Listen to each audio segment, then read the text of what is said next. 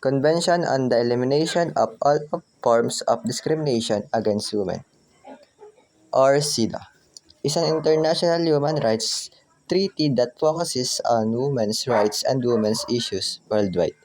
It follows three principles: substantive equality, non-discrimination, and state obligation. The CEDAW Convention is one of the most widely ratified the United Nations treaties worldwide. 188 countries have ratified to SEED our convention. For example, countries that has signed the seal of convention. This means that the government in countries that are state party to CEDAW and has agreed to take measures to improve women's status in the country. In a democratic country, there are three branches of power: legislative, executive, and the judiciary. The legislative makes, amends, and appeals law. It also controls national finances or budget. The executive branch enforces the law and runs the government of the. It also responsible for the implementation of laws and delivering of services such as education and welfare.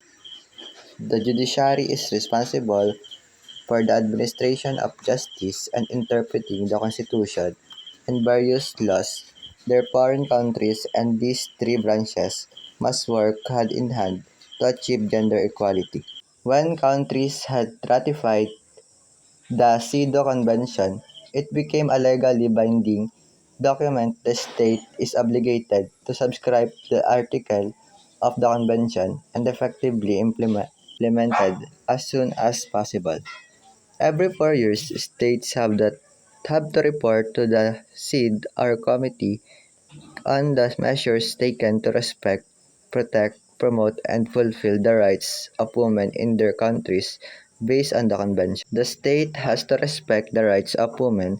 It cannot do anything that violates women's rights, such as enact discriminatory laws or engage in discriminatory practices. The state must also repeal all discriminatory laws.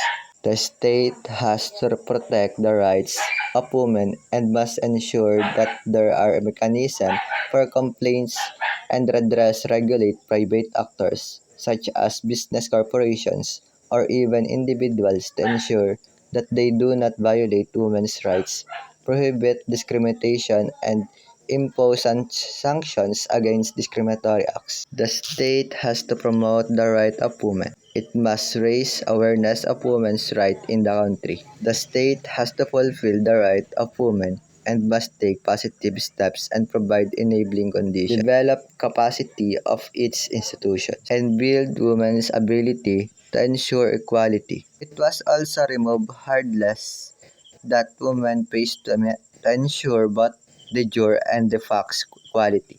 This means that the state also has an obligation to implement temporary special measures. These are measures taken to give temporary advantage to women in order to accelerate women's equality and address historical discrimination. For example, despite schools being built and equipped with teachers in the rural areas in countries, and it was found that girls were not coming to school. This example is based on real-life scenario. Upon investigation, it was found that since the majority of teachers were men and due to cultural practices, the families were not willing to allow their daughters to be around men. Secondly, the family relied on the labor of female children to take care of household responsibilities. In rural areas, families feel that girls' education is not as important as household chores, and she will later be married into another family. They feel it is a waste of resource to educate girls. The state is responsible to ensure that the education of girls is just as important as a temporary special measures until the environment is corrected. The government should put in place a policy to recruit more female teachers in rural schools and to give the family a stipend to compensate for the loss of labor the female children.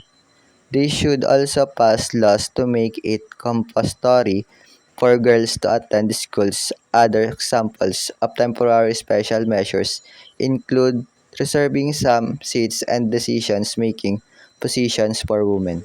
If women make up half of the population, women's voices must be represented in decision-making positions so that their interests are not left out.